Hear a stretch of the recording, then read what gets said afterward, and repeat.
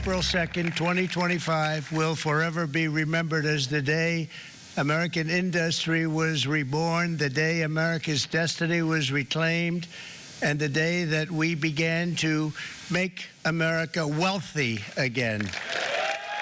President Donald Trump has announced higher tariffs on foreign imports. It starts with a 10% baseline tax on all foreign imports and even higher tariff rates on dozens of nations that have trade surpluses with the United States.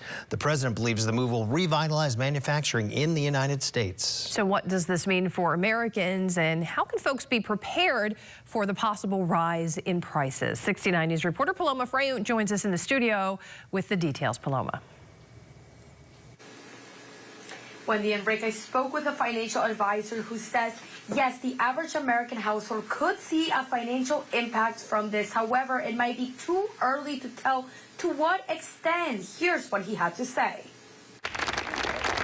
Tariffs. What are they? They're essentially taxes on imported goods. So the goal here is to make foreign products more expensive, to encourage more people to buy American-made goods. At a press conference Wednesday, President Donald Trump announced a 10% baseline tax on imports from all countries. He also said the U.S. would now charge a 34% tax on imports from China, a 20% tax on imports from the European Union, 25% on South Korea, 24% on Japan, and 32% on Taiwan. Trump said the move is being made to right what he calls decades of unfair trade practices against the U.S. Local families could feel the impact here. The goal is to bring back American-made products. Leveling the playing field is trying to have goods and manufacturing plants, et cetera, be centered here in America to help with American jobs and to make America more competitive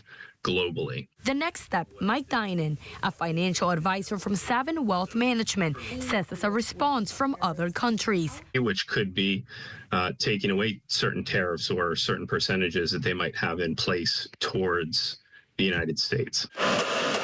Products like cars and electronics are now expected to rise in price. If that's something on somebody's short list that they do need to replace a car, it does make sense to be mindful and do some research as to what current prices are, because those certainly could be impacted in the short term. And if you're running a business, for businesses, small and mid-size, what components internationally come into play in their manufacturing process.